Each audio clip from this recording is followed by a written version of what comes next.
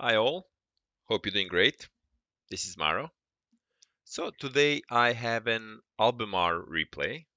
It's a Tier 8 UK heavy cruiser. It's the relatively new tech tree that was added, I guess maybe around the beginning of the year or so. So it's been in the game for a while now, and I'm slowly making my way up the tree. And I've played few games in her.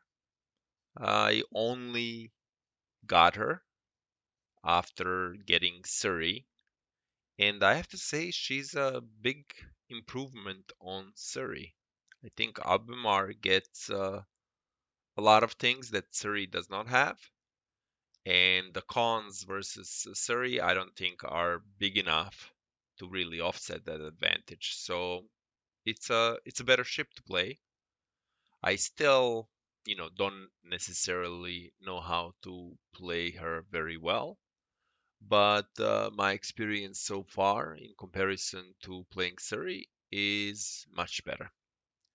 So let me go over some of the things that Albemarle does so much better than Surrey, and then we'll take it from there. So I think the right place to start is the armor protection, and Albemarle is a step up on Surrey in a lot of different ways. For example, I would start with, I guess let's start with the bow. Albemarle's Albemarle's bow is 25 millimeters versus 16 millimeters on Surrey. That's the same thing with stern as well. Also, in addition, Albemarle has somewhat of a stern icebreaker. It's pretty low and it maybe covers, I don't know, maybe a third to a half of the stern towards the rear guns, but still, it's there. In addition, the plating just below the superstructure is 27 millimeters versus 25 millimeters in case of Surrey. And then the top deck is 30 millimeters versus 27 millimeters for Surrey. Not only that, it's also longer than the Surrey's um, top deck. Surrey's top deck is maybe covers about the superstructure or so, while in case of Albemarle, the top deck goes from the front gun to the back turret, so it's a lot longer. So I think when it comes to armor, I think Albemarle is definitely a step up. I think where Albemarle is not as good as Surrey is in terms of its citadel. It has much larger citadel than Surrey. So while Surrey's citadel is maybe, I don't know, just about after the front part of the superstructure to the second, Albemarle's citadel is from the front gun to the back turret. And not only that, there is a portion around in the middle that's much higher out of the water. So the entire citadel is out of the water, but the central part is a lot higher. So being caught from the side in Albemarle, it's pretty much, you can be one-shotted at any moment. It's a very risky thing to do. Now, in terms of guns, they are using the same shells. They have, I think, the same speed. So there is no improvement here. Um, Albemarle gets 9 guns versus 8 guns in case of Surrey, and also it gets a slightly longer range advantage. I guess it gets a slight range advantage at 15.7k versus 14.8k for Surrey.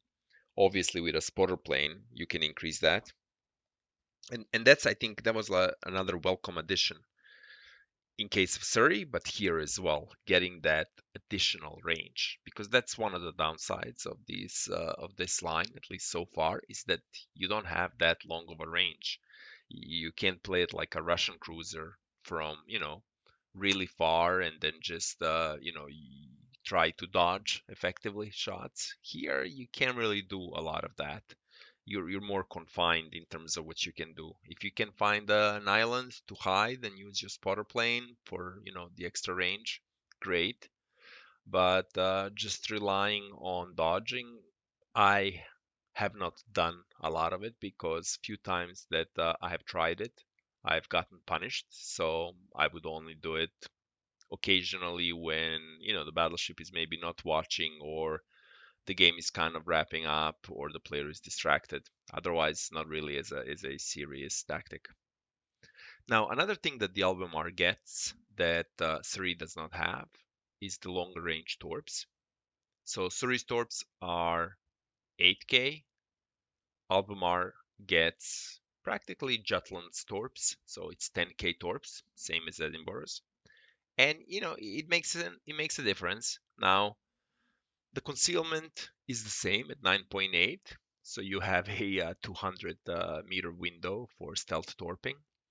But more important than that is if the battleships or ships are uh, bowing into you and headed in your direction, you do have an advantage to send these torps their way and hit. So that is good. It's also you have four on each side versus three, so that increases your ability to finish off some bigger ships that get very close to you. So that's also good. Also, the angle on the torps is not bad. It's I believe it's 20 degrees, but I would have to check that. So that allows you to really stay on course and still be able to fire off your torps. The issue obviously is when you're playing 16-inch battleships. 20 degrees is all they need because they will be able to overmatch your bow at 25, but they'll also be able to overmatch your side plating at 27. So, while your citadel has 152 millimeters, as long as they're just slightly higher, they're overmatching all your side plating and they're connecting. So the point being, that's all they need to take you out. Now, moving on, in terms of AA, Albemarle is an upgrade. Its her AA rating is 75 versus 58 for Surrey, so that's welcome. What's not welcome, obviously, is that Albemarle can end up in a fight with a tier 10 CV, in which case that advantage does not, that increase in AA doesn't do you much good, but it's there, so it's good to keep in mind. I think one thing that Albemarle gets that is also a big, big difference in comparison to Surrey. It's the Albemarle's heel. Albemarle has a super heel, so it's effectively one Albemarle heel is worth three Surrey's heels, and that's basically I think everything that Surrey gets. So Albemarle is able to absorb a lot of damage and still be able to regenerate a lot of that health back. The important thing is obviously don't get killed. Try to keep those sits to a min so that you can recover a lot of damage.